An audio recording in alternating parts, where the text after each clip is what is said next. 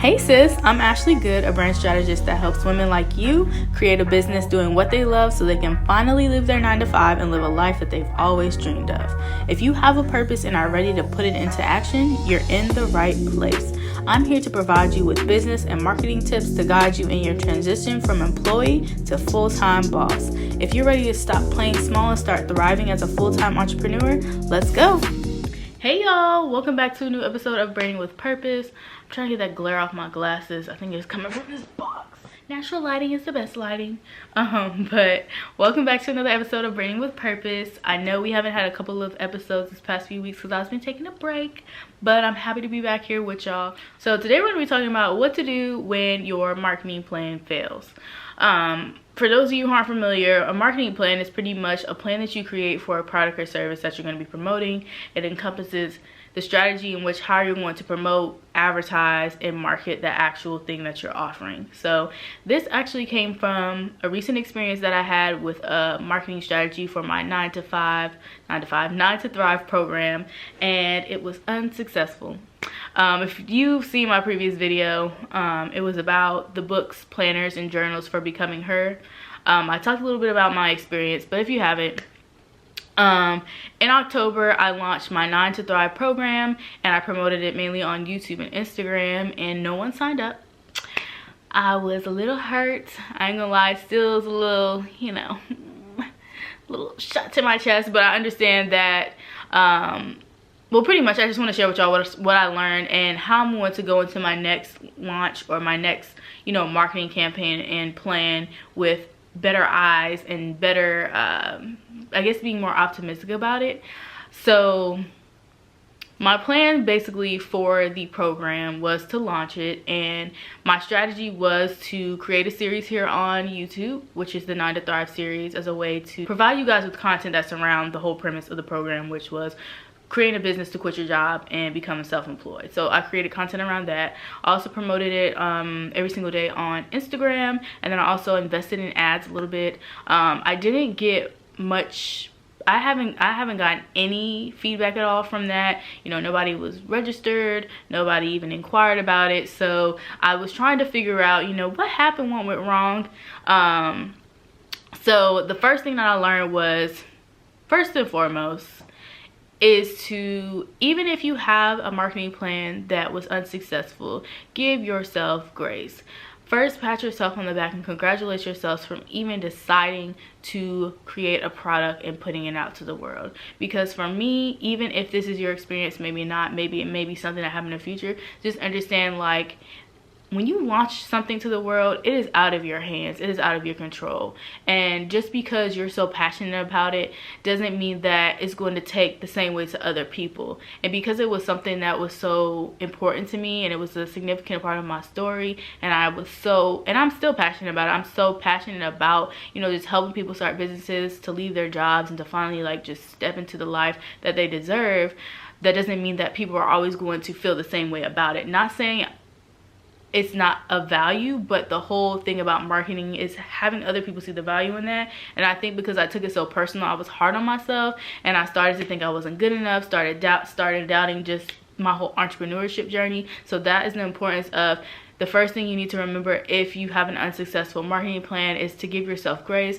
Understand that does not mean that you're valueless. It doesn't mean that you shouldn't be an entrepreneur. It just means sometimes things may not work out in the way that you see fit, but try to find a lesson in it, which leads to the next thing I learned is find the lesson in the failed launch plan. What am I going to learn from this?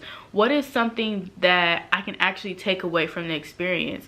For me, I learned that I have to believe in myself, number one, because when I launched it, I was still kind of like, I don't know if people are gonna like it. I wasn't confident in it. So maybe sometimes when I speak about it, the confidence didn't exude from it. So I had to learn how to be confident in my work, regardless if people are gonna take to it or not, if people are gonna like it. If nobody's gonna sign up just like it happened, at least I believe in what I'm saying and what I'm doing and what I have to offer.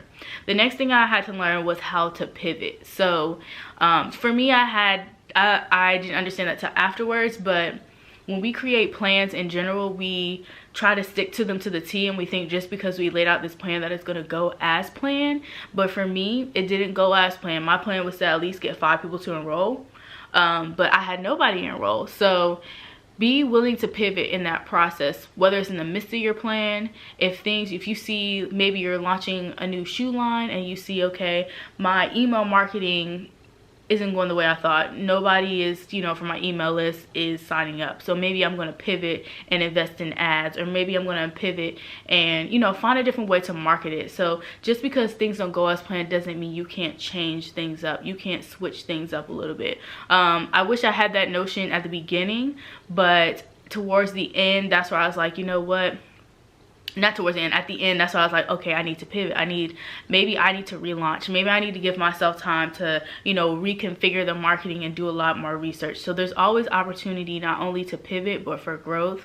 And growth, what it looks like is understanding that, okay, here's the lesson, here's what I've learned, and how can I apply it to my next launch or to my next product or service that I'm going to be marketing to the world. The next thing I learned was to always reinvent the wheel. And when I say that is always be willing to try something new.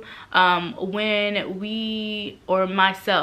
I create marketing strategies, it's usually from what I've learned or what I know has worked before, and sometimes I may not get their same results, so I have to be willing to try something new, maybe come up with a new marketing strategy for the next time around. So always be willing to reinvent the wheel. Sometimes things don't, you know, the things that we know have worked in the past, or the things that, you know, we have seen other people do, won't always work every single time, or won't work for every single product or service that we're selling. So be open to, you know, doing more research on, you know, the type of product that you're using, or looking at the industry to see how, you know, they market it effectively, or just looking at your target market and, you know, getting more personal on the scale of, you know, where it should be marketed or exactly what their needs are. There's a whole array of things when it comes to doing market research, but mainly that's what I want to say is it's never too late to do marketing research. Always be open to researching at all times, because this will allow you to find new strategy and new ways to market whatever you're selling to the world. So reinvent that wheel, try new things. Even if you haven't tried it before, I know it's a little scary. For me specifically, I was trying the new thing of just coming on YouTube and talking about what I'm selling. I've never done that before because I feel like it may come off a little too pushy, but for me, that was me reinventing the wheel to actually verbally tell y'all about what I'm selling, instead of actually, you know, typing it out on Instagram. So find new ways to actually you know, market your products if it has failed. Also do market research, because that's a significant piece to how you can find new ways to market things or to run a marketing campaign for whatever you're launching, whether it's a program, a product, a service, whatever it is. Always be willing and open to reinvent the wheel. And lastly, I've learned to just start again, because for me, back in the day, my default setting was if something didn't work out and I failed, I'm never going to do it again.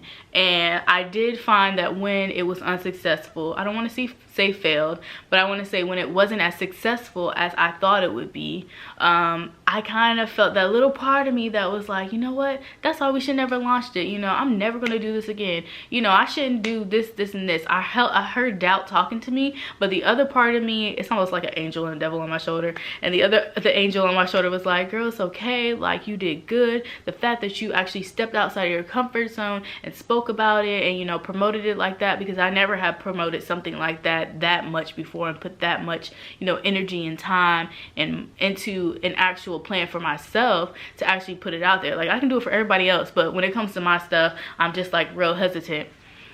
But I had to learn to be proud of myself and to start again, that it's okay. Like when you try things, not everything's gonna work. And that's the thing about marketing, is like marketing, we think, you know, at least I think from my perspective, what we see online is people launch things and we don't know whether it's successful or not. We don't know whether they met their goals, but from what we're seeing, we assume that they sold out, or, you know, they made X amount of dollars. We don't know what goes on behind closed doors. So every time we think we're marketing or selling something, we automatically think it should sell anyway, because that's what everybody else is doing. But we have to understand that it's a journey. It's really a hit or miss. When you promote something, you're honestly taking that risk of, I have a plan, but I don't know if it's going to work. I don't know if I'm going to make money. I don't know if somebody's going to buy it. So that's why you have to understand it's really just a game of chance. It's really like, okay, if I market it, if it works, great. I'm going to continue to repeat what I know and I'm going to move on to the next thing. But I just had to learn to start again, and to really what that looks like is from what I talked about just, you know, giving myself grace, you know, taking that market research that I've, you know, acquired through that process, understanding what went wrong and really applying that to my next thing. And also I want to say as a bonus, keep your ear to the streets. And when I say that is, you know, listen to your audience, listen to your previous or current customers, listen to your actual clients that you want to work with as to what they need, because a lot of times things might fail or your products might fail or not sell because you're presenting what you feel like you need or what you feel like they need. But you really have to pay attention to exactly what your clients are saying that they need, so that way you can create a product that actually is going to be what they're going to purchase. I know for me, I've done this in the past. I'll create a program or create an ebook that is something that I'm passionate about, that I feel like I want to present to the world versus what the people that I'm working with actually need. So keep your ears to the streets. Have conversations with those people that are similar to what you want to work with.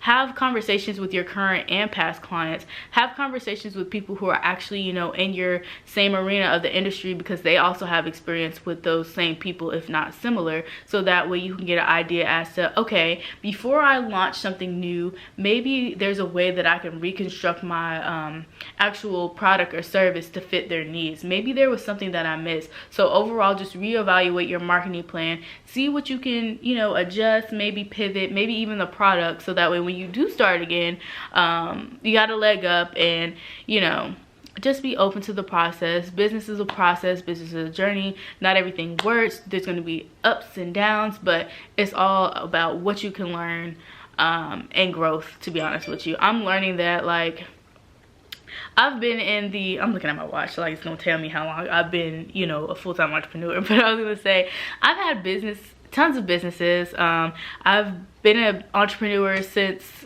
2010. Started in the fashion industry, and now I'm all the way over here in marketing. But I've launched so many businesses and learned so many things. I've had so many businesses that have not been successful, and I've only been a full-time entrepreneur for, like, when did I quit my job? July, August, September, October, November, December, for about 5 months. So doing this thing full-time is totally different from me. So I give myself grace in the space to, you know, feel my feelings, but I'm gonna move on. I'm gonna continue to grow, and when I do find that thing that works, baby, you're not gonna tell me nothing. I'm gonna tell y'all about it, okay? But just if you're in this experience where maybe you marketed something and it wasn't successful, just continue to push and, you know, do what you need to do to get to the next level. So I love y'all. Thank you for watching. What was that? I love y'all. Thank you for watching.